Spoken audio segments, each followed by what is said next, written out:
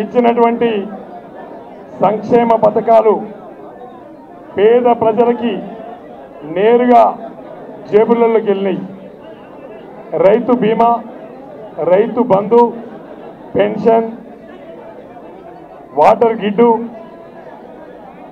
యాదవులకి గొర్రెలే కానీ రైతులకు బర్రెలే కానీ ఏది ఇచ్చినా కూడా నేరుగా ముఖ్యమంత్రి గారు ఇచ్చిన పథకాలన్నీ పేద ప్రజలకి నడమ ఎలాంటి బ్రోకర్ లేకుండా జేబుల్లోకి వెళ్ళినాయి. కాబట్టి మొన్నటి ఎలక్షన్లో ఎక్కడ చూసినా భారీ మెజార్టీని ఇచ్చినటువంటి ప్రజలు ముఖ్యమంత్రి గారు తీసుకున్న సంక్షేమ పథకాలకి ఓట్లు వచ్చినాయి.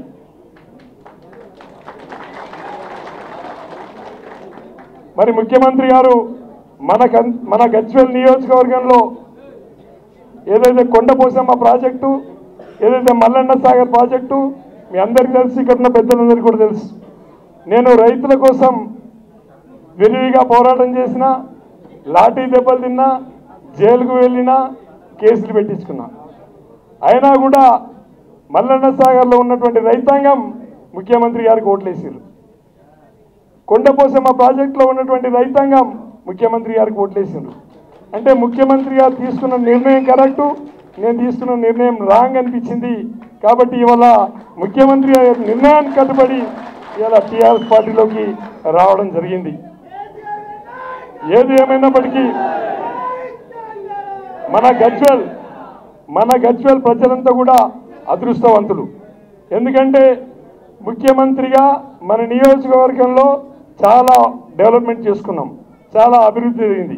కానీ నేను కూడా ఎమ్మెల్యే కావాలన్నటువంటి కసితో నేను పని చేసుకుంటూ పోయినా, మరి ముఖ్యమంత్రి గారు ఉన్నారు, నేను ఎక్కడికి వెళ్తా అని చెప్పి అనుకోకుండా నేను ఎమ్మెల్యే కావాలన్న తాపత్రయంతో కొట్లాడిన తప్ప ముఖ్యమంత్రి గారు ఉన్నారు నేను గెలవలేవు చెప్పి ఎప్పుడు కూడా అనుకోలేదు. మరి ఏదేమైనప్పటికీ ఇవాళ రామన్న ఎన్నోసార్లు చెప్పినప్పటికీ కూడా నేను రాలేకపోవడం నా దురదృష్టకరం. నేను వచ్చి ఉంటే నేను ఎంతో లబ్ధి పొంది ఉండేవాడిని.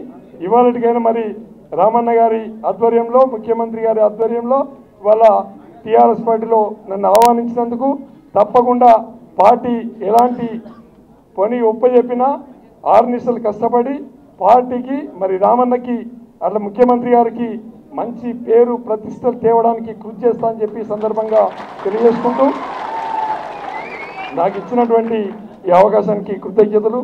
జై తెలంగాణ, జై రామన్న, జై కేసీఆర్.